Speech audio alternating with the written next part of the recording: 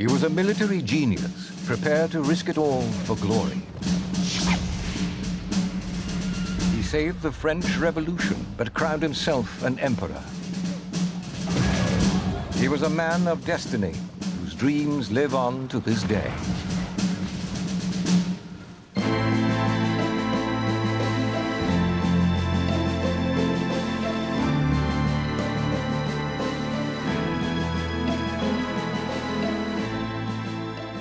Napoleon Bonaparte was born on the island of Corsica in August 1769. His father, Charles, a minor noble, and his mother, Laetitia, were both Corsican nationalists and hugely ambitious for their large family. You've got to think of it like a clan living in this remote island, surrounded by banditry, smuggling, crime, freedom from France, vendettas against the next village. This is the world in which the young Napoleon and his extended family, his clan, grows up in. The young Napoleon was always passionate about politics. He greatly admired the ideals of the Corsican resistance leader, Paoli, a friend of his father. But there was a power struggle between the families, and the Bonapartes had to flee Corsica for France in 1778. Napoleon was enrolled in the Royal Military Academy, dreaming of glory in battle.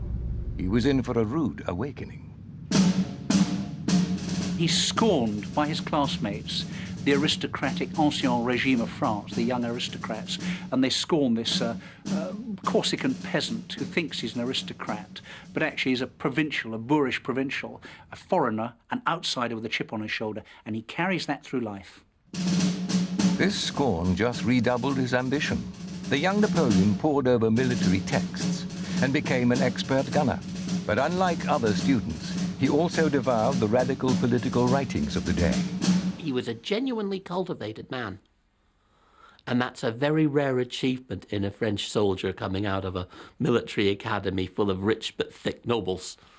So he stands out in that respect. I think as a man who is that little bit ahead of his time. The French Revolution destroyed the old order, with the king and much of the aristocracy led to the guillotine. But the revolution, led by Robespierre, also gave Napoleon an opportunity to be politically involved. Napoleon and his brother get in with Robespierre's crowd. And in fact, when Robespierre is overthrown in 1794, Napoleon himself is in jail awaiting execution.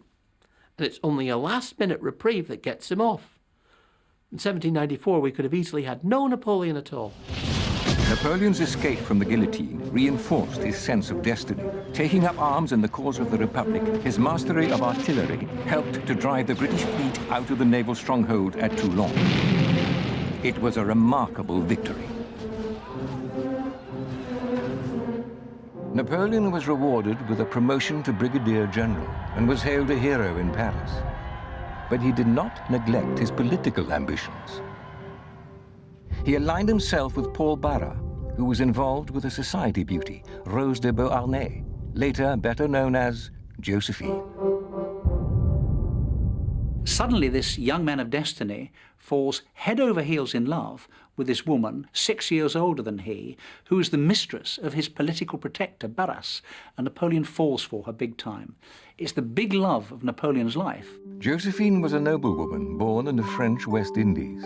Her husband had been executed during the Revolution. She herself just escaped the guillotine and was released from prison with her 2 children. Josephine and Napoleon became lovers, but his military duties meant he was often absent. I think she liked men, and she couldn't afford to be really faithful, because she wanted to have a man near her, and she had lovers, and he knew that, and he was very, very jealous and very unhappy. And he wrote a lot of letters about that. There are many days when you don't write to me. No, my darling, I am not jealous. Come soon. You are coming, aren't you? You are going to be here beside me, in my arms, on my breast, on my lips. it changes her name at the time. It was no more Rose, she was no more Rose, but she was Josephine, because her second name was Rose Joseph, and he chooses to call her Josephine. In 1796, Napoleon married Josephine. His wedding present to her was a gold medallion inscribed, "To Destiny." 2 days later, he left for war in Italy. His next big appointment is when he's made a general at a very young age. He's only in his late 20s. This is suddenly where his career accelerates, where he stepped out of the shadows and he's given the command of the army of Italy. Napoleon entered Italy with only 38,000 men and faced 63,000 Austrians and their allies, the Piedmontese.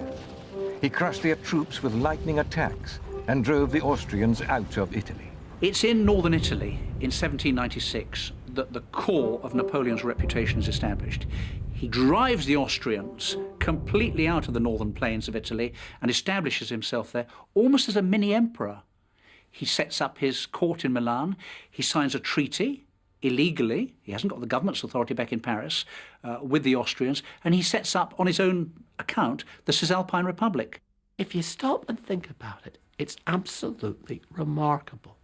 I mean, nowadays, it would be as if Stormin Norman had conquered Kuwait and decided to keep it from himself and not hand it back to anybody. That is effectively what Napoleon did. And that is really the marker now that's laid down for the rest of his career. The French government was now determined to control this ambitious general. Now, the French for a long time have had a scheme to embarrass the British and then move into Egypt. And so here's the ideal moment to get this potentially difficult general, this source of another revolution, a coup, out of the country. So Napoleon is sent to Egypt. He's very happy to go there with instructions, effectively, to bring back loot. Napoleon hoped to disrupt British trade routes to India with the Egyptian campaign. He had an overwhelming victory at the Battle of the Pyramids. He shows himself again to be a very good military commander. He just takes on what was then the Turkish army in Egypt, the Mamelukes, a largely cavalry formation. He just takes them out in a spectacular battle of the Pyramids. As ever, Napoleon was as keen on ruling as he was on winning. He settled down to make peace with the local leaders. Napoleon is a very adept administrator, and he's trying to work with the local administration, which is Islamic, Muslim, contemporary resonances there. And one of the proposals that's made to him, if the army will convert to Islam, then he can rule Egypt, say the local Mamelukes. Napoleon works out that this means circumcising all his soldiers and banning wine. And this is not a popular move with the 40,000 or so French soldiers there, so he declines. Napoleon's victories increased his fame and sense of destiny. Egyptian culture became all the rage in Paris. He sent back the famous obelisk of the Place de la Concorde and the Rosetta Stone, which unlocked the mysteries of the hieroglyphs. I was full of brilliant dreams. I saw myself founding a new religion, marching into Asia riding an elephant, a turban on my head, and in my hand, the new Quran. But Napoleon had bad news from the front. His dreams of an empire in the Middle East were shattered by the British fleet under Nelson. Well, the great disaster at Abu Qir Bay, the Battle of the Nile, when Nelson comes in and disposes of the French fleet, means that Napoleon is trapped and cut off from Paris. And for a revolutionary man like Napoleon, a man with an eye to power and the source of power, this is a disaster. He must get back to Paris as quickly as possible. Napoleon knew the revolution was in danger. The country was at war with Austria, Russia, and Britain, and close to economic collapse. Napoleon felt he was the man to save France. But he still had to deal with Josephine. Despite her public infidelities, he resisted pressure to divorce her. I think that Napoleon was always enthralled to Josephine. She was probably the only person in his whole life who he somehow felt inferior to. He was a very amiable man, but he wasn't one for high society.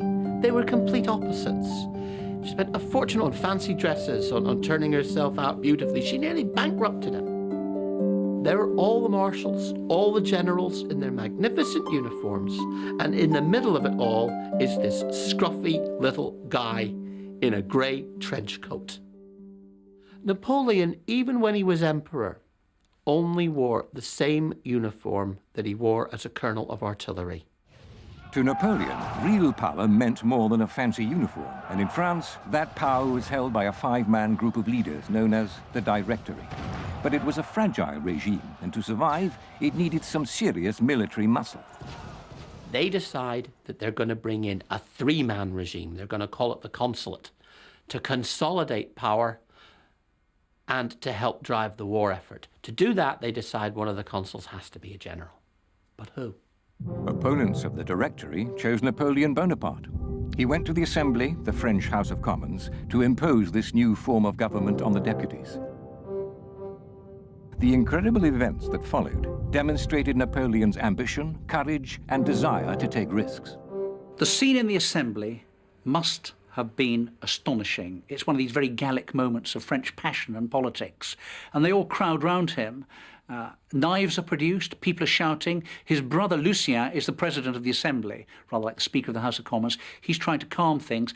People are crowding around him saying, he's an outlaw. Away with him, the traitor. Remember, this is the very thing that brought down Robespierre and sent him to the guillotine. Napoleon had played his hand. He had announced the end of the Directory. He was taking control. But his whole life was hanging in the balance. Then, suddenly, his brother Lucien rushed in with a squad of grenadiers, their bayonets fixed. The deputies fled for their lives. Napoleon was now the master of France.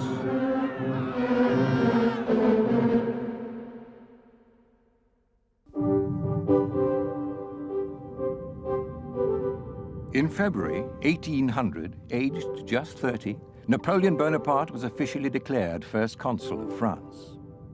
The deputies had fled for their lives in the face of the grenadiers. It was an astonishing, though bloodless coup that had toppled the Directory. But even with political and military control of France, still it was not enough for Napoleon.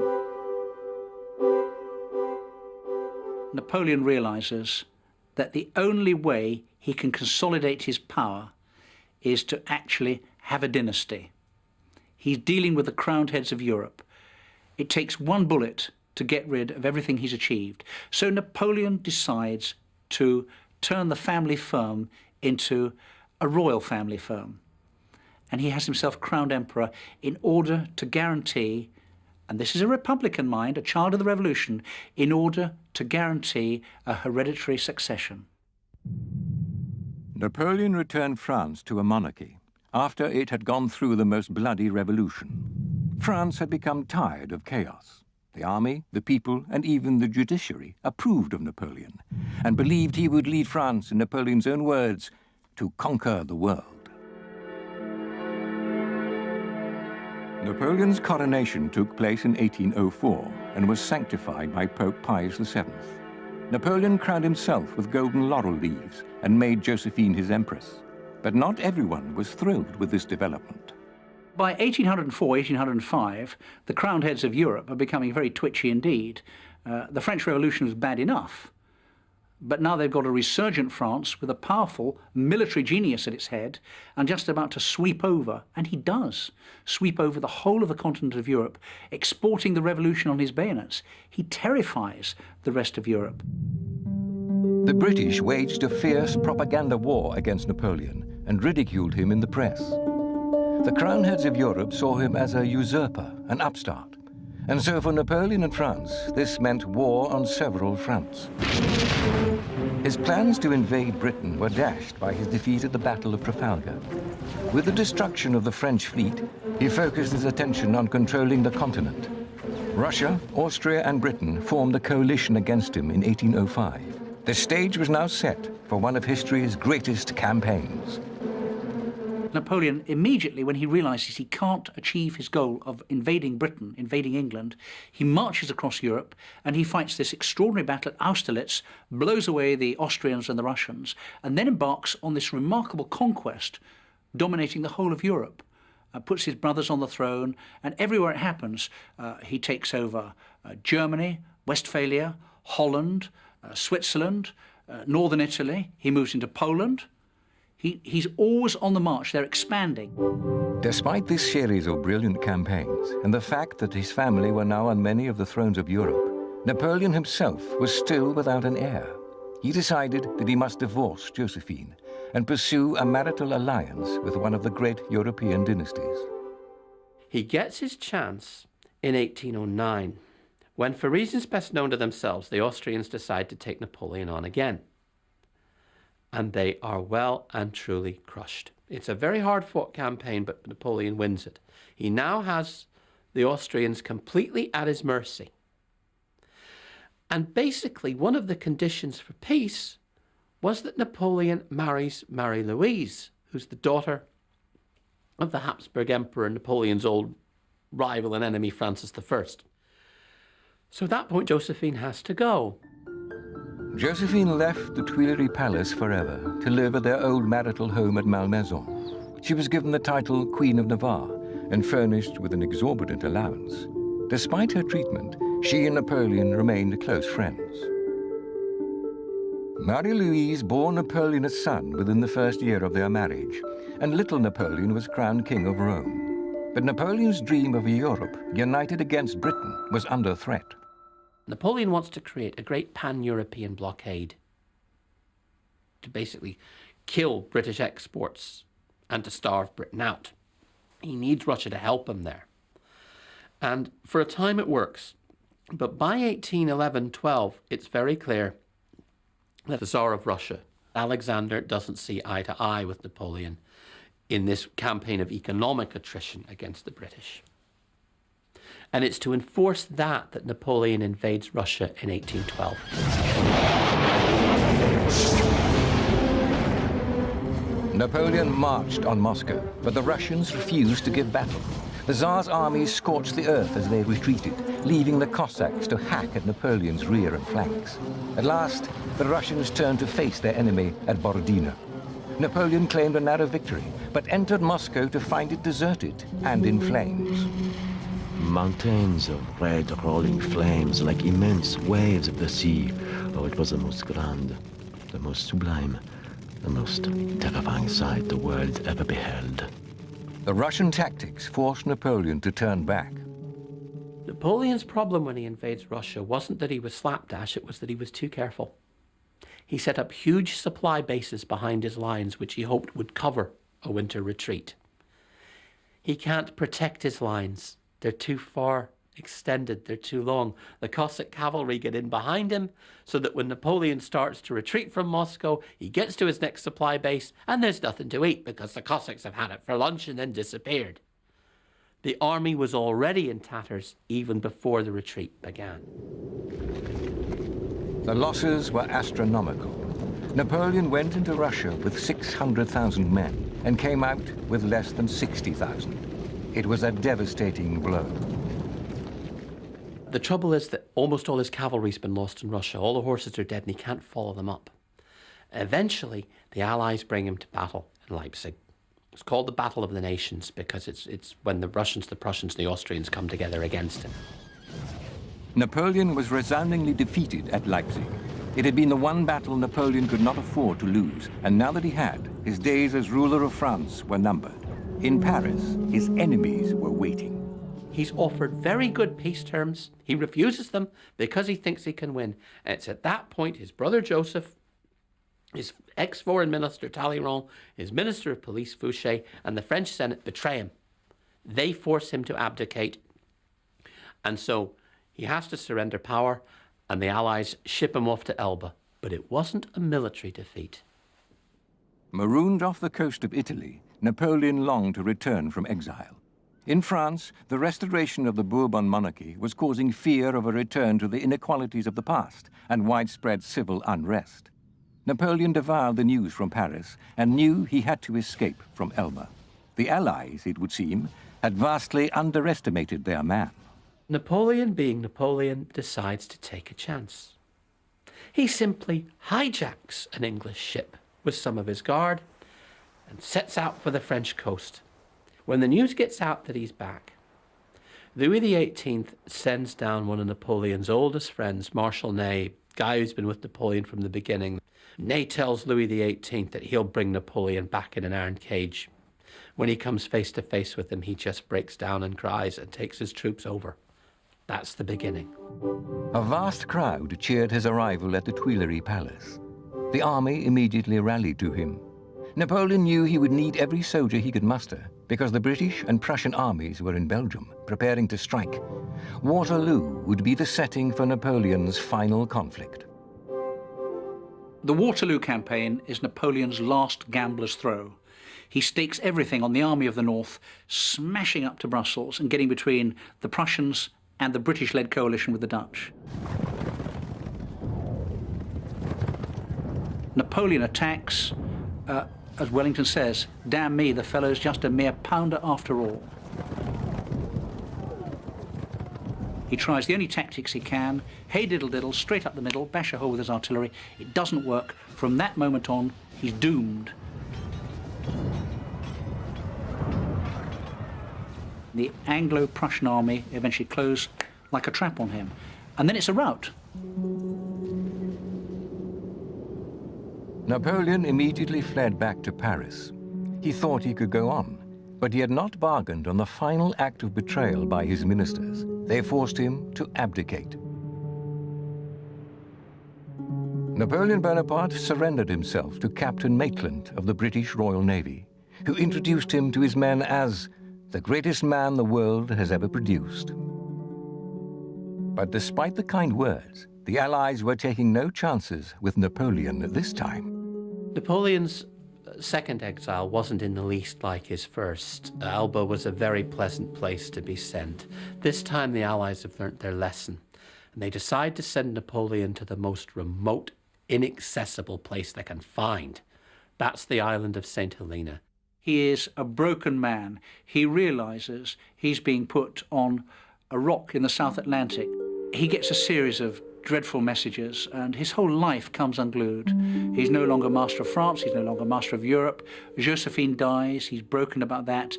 Perhaps most tragically of all, Marie-Louise never gets to visit him. The Austrians have kept her well away, and the King of Rome his son never gets to visit. So his family, his dynasty, the very thing he's striven all his life to achieve, is stripped from him. Napoleon Bonaparte died in May 1821 at the age of 52. Some maintain he was poisoned by a French assassin, but most likely he died of stomach cancer. He was buried on St. Helena in a humble grave, but his last wish was to be buried in his beloved Paris. Eventually, the body was returned to the city, and a magnificent tomb was constructed at Les Invalides, in honor of the greatest soldier France has ever seen. The legacy he leaves is the legacy I think we see today, a united Europe. That was Napoleon's dream, under a French civil service. A single currency, a single set of laws, all driven by the French administrative dream. And I suppose the irony is, not 12 miles from those rather soggy fields of Waterloo, it stands the European Commission headquarters today. The final laugh might be that it's not Wellington, the conqueror's view, that's prevailed, but Napoleon's.